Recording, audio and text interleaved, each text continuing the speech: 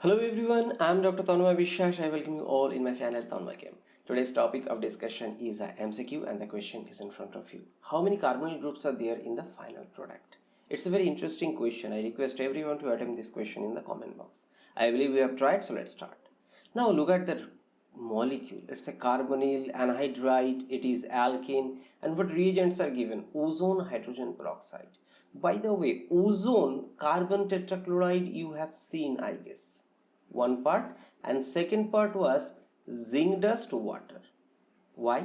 Because this is first step results in carbonyl compound plus hydrogen peroxide, and these hydrogen peroxide may result in over oxidation of the carbonyl compound. So that's why in order to quench this hydrogen peroxide, zinc was added, and this is the ozonolysis reaction. I've uploaded many lectures on this. Please visit if you have any doubt on this topic. Now this much you understand, it's ozonolysis, but why here hydrogen peroxide? It means that I want further oxidation. So whatever aldehyde or ketone will be produced, that should be oxidized further. So this is the first tricks of this problem.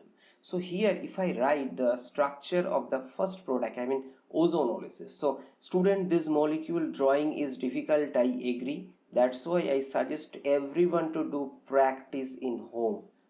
Practice of structure drawing, otherwise you may end up mistake. So draw as it is the molecule. Now here double bond O, here double bond O. Now there is a double bond, so in presence of ozone what will happen? Two oxygen will be attached to this carbon with double bond. So okay, fine, this is. Now next step, here hydrogen peroxide is given, so you can accept that okay sir, there will be over oxidation. It's an aldehyde, so aldehyde will be further oxidized to carboxylic acid. Agree? So it is actually a dry carboxylic acid. This much we understand. Next step is student H3O plus heat. So H3O plus, what it can do? There, this small part is actually anhydride. So anhydride means water is absent here. So if you give water, means H2 plus means water and H plus. So in terms of H3O plus, this anhydride undergo hydrolysis. So what it will result? It will result dicarboxylic acid. It's a very easy thing.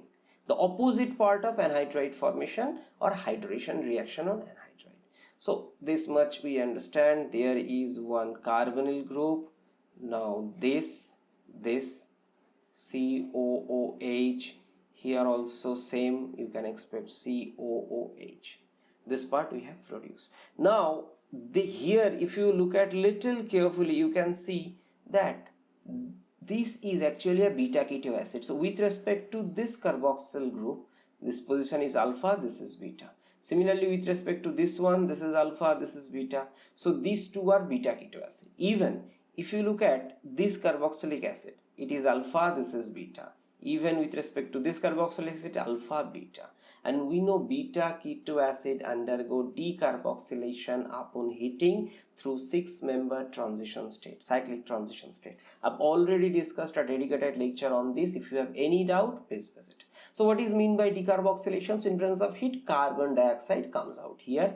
1, 2, 3, 4 carboxylic acid will come out from this molecule. So what will remain? The middle 6-member ring will remain as it is. After decarboxylation, what will be the fate of this position? CH2, it is also CH2. Now next, this side there is another carbonyl group, it will be there as it is. Now after that there is a CH2, but it will take one proton during the decarboxylation, meaning this hydrogen will be shifted from here to there, so it will be CH3.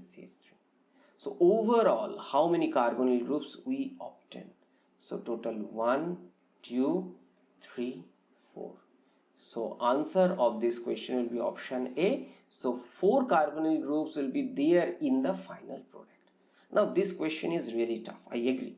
So if this question appears, I suggest you student do it in this way. So look at ozone, hydrogen peroxide. Okay, first ozonolysis, double bond alkene means there are hydrogen, so it will be oxidized later on to carbonyl. Like this you draw it in your pen and paper. This is carbonyl. Now hydrogen peroxide, so okay, this is carboxylic acid, agree.